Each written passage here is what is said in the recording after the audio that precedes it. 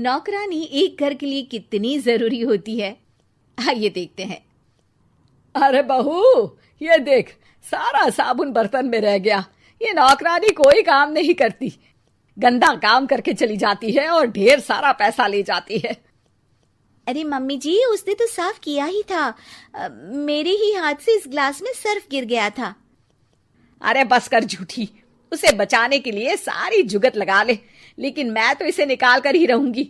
हमारे जमाने में ना कोई नौकरानी थी और ना ही ये चिकने बर्तन। चूल्हे के जले बर्तनों को राख रगड़ कर साफ किया करती थी मैं। अरे माँ जी, मैं कहाँ बचा रही हूँ उसे। और वैसे भी आजकल नौकरानी जरूरत नहीं, स्टेटस सिंबल बन गया है। अब आप बताओ, मैं मुन्ना को नीचे घुमाने ले जाऊं तो लोगों से क्या बोलूं? झाड़ू पोछा खुद लगा रही हूँ। लोग सीधा यही पूछते हैं कि कौन सी नौकरानी काम कर रही है तेरे घर पर। अरे बस कर, ये भी कोई बात होती है? मम्मी जी, आप नहीं समझेंगी। शाम को नौकरानी घर आकर काम कर ही रही होती है कि सास को कहती है, माँ जी, एक बात बोलूं, बुरा न मानना। अरे वैसे तो मुझे तेरी शक्ल ही पसंद नहीं है, बात क्या खाक पसंद आएगी। अरे माँ जी, सुन तो लीजिए क्या कह रही है। तो मैंने कौन सा उसका मुंह पकड़ लिया है? अरे माँ जी, वो लाल साड़ी पहनती हो ना, ना पहना करो। सास का गुस्सा अब तो 7वें आसमान पर होता है। अरे वाह जी वाह, क्यों ना पहना करूं? और तू होती कौन है ये बताने वाली कि मैं क्या पहनूं क्या ना पहनूं? अरे माँ जी, पूरी बात तो सुन लो, वो बोलना क्या चाह रही है। अरे बुरा न मानो आंटी जी। अरे कौन है आंटी? अपनी उम्र देखी है तूने? 2-4 साल ही छोटी होगी मुझसे और मुझे आंटी बोल रही है। बहू सर पर हाथ रख लेती है। अरे अच्छी खासी उम्र दराज हो और आंटी ना बोलूं? मैं तुम्हारी बहू से भी 4 साल छोटी हूं। क्यों दीदी? बोलती भी क्या, एक तरफ सास यानी पति की माँ, तो दूसरी तरफ नौकरानी जिसके बिना घर का काम नहीं चल सकता। वो दरअसल माँ जी की शादी भी बहुत जल्दी हो गई थी ना।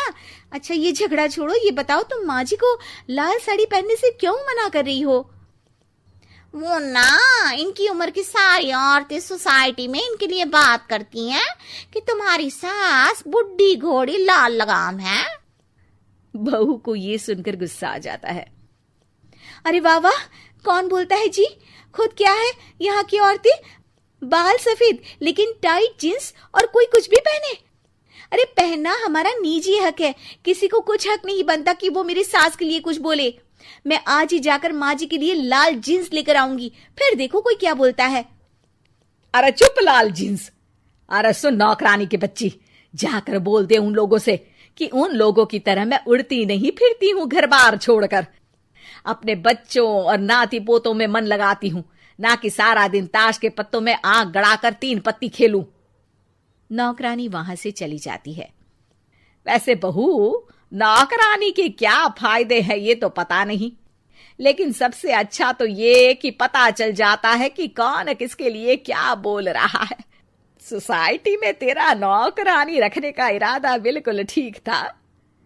अगले दिन उन लोगों के घर की बेल बजती है। बहू दरवाजा खोलती है कि सामने कुछ औरतें खड़ी होती हैं। अरे बहू, कहाँ है तेरी सास? बुला जरा। अरे बहन जी, आप सारी एक साथ आइए आइए, कैसे आना हुआ? अरे 3 पत्ते खेलने आई हैं, क्यों खेलोगी? क्यों नहीं, वैसे भी बड़े दिन हो गए, एंटरटेनमेंट हुआ नहीं। बहू जा जाकर पकोड़े तो बना ला। अरे बस करिए, आगे कुछ पीछे कुछ। वैसे तो कहती है कि परिवार पर ध्यान देती है, हमारी तरह 3 पत्तियां नहीं खेलती। हमने कौन सा परिवार छोड़ दिया? सास सक पका जाती है। अब ये किसने कहा?